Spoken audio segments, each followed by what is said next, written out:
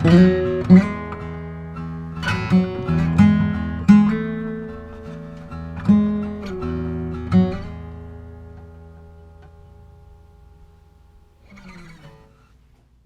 have 20 minutes? No.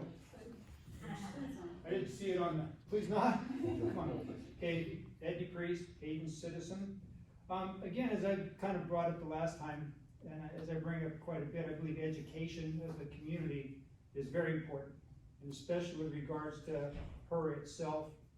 Not only what HURA does, okay, but there's talk of expansion or renewal, and I think there needs to be some education about exactly what you're talking about, as well as there is talk about, for lack of a better term, dissolving at some point.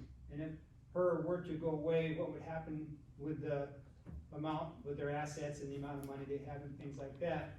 And there is a belief that if HURA, or I guess there's a, I'll say there's a belief out there that if HURA were to somehow dissolve, go away, that the city of Hayden would get all of their assets. Yeah, and I believe that that needs to be educated to the people as well, as to what would happen, how much roughly that would be, how much HURA has already committed to the city projects in the future, and so that there could be a comparison as to if HURA's participation were to go away, how would the city then replace those funds? You know, if I look at this, the capital improvement plan now, there's roughly what 3.2 that's already committed, 3.2 million.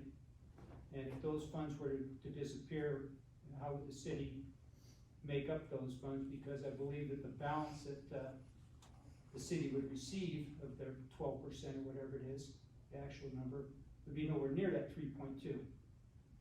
And the bonds and raising taxes, and bonds are basically increases in taxes, would be the only way to fund that 3.2 that would disappear. So I really believe that in these times it's really extremely important that an effort be made by HURA to educate the citizens of Hayden exactly what it is HURA does and the financial situations and the consequences and ramifications if HURA was to not exist anymore. Thank you.